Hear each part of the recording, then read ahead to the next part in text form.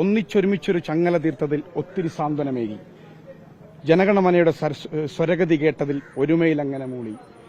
കൂടാതെ ഇമ്പമേറെ ഇതിഹാസങ്ങളെ ഇന്ത്യക്കനവധിയേകി. ഞാൻ പറയുന്നത് ഈ പാട്ട് സമൂഹം കേൾക്കുമ്പോൾ ഒരു കാര്യം വ്യക്തമാവും.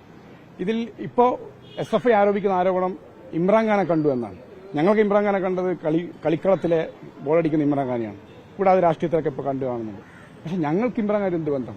ഞങ്ങളുടെ കൃത്യമായി ഈ തീം സോങ്ങിൽ, ലെഗസി എന്ന തീം സോങ്ങിൽ ഞങ്ങൾ പറഞ്ഞത് ഇന്ത്യയുടെ രാഷ്ട്രീയമാണ്, ഈ ന്യൂനപക്ഷത്തിന്റെ രാഷ്ട്രീയമാണ്, അവരുടെ പ്രശ്നങ്ങളാണ്.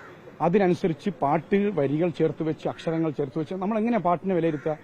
അതിൽ ചേർത്ത് വെച്ച അക്ഷരങ്ങളും വരികളും ചേർത്ത് വെച്ച് പാട്ടിനെ വിലയിരുത്തും. അതാണല്ലോ യഥാർത്ഥത്തിൽ സംഭവിക്കാറുള്ളത്.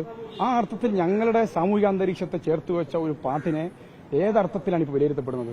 യഥാർത്ഥത്തിൽ ഇപ്പം ഒരു പിക്ചർ കാണുന്നത് ഇമ്രാൻഖാന്റെ ഫോട്ടോ വെച്ചു. ഞങ്ങൾ ഔദ്യോഗികമായി, ഇത് ഞാനാണ് ആദ്യമായി ഈ പാട്ട് സമൂഹത്തിന് മുമ്പിലേക്ക് പങ്കുവച്ചത്.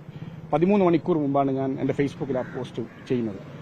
അത് തൊട്ട് ഈ സമയം വരെ അതേ പോസ്റ്റ് അവിടെ നിലനിൽക്കുന്നുണ്ട്. ഞങ്ങൾ ഔട്ട് ചെയ്ത, ഔദ്യോഗികമായി ഞങ്ങളുടെ പേജുകളിൽ ഔട്ട് ചെയ്ത പാട്ട് അതുപോലെ നിൽക്കുന്നു. ഞങ്ങളുടെ പാട്ടിലില്ലാത്തൊരു ഇമ്രാൻഖാൻ എങ്ങനെ വന്നു? അതാണ് ചോദ്യം.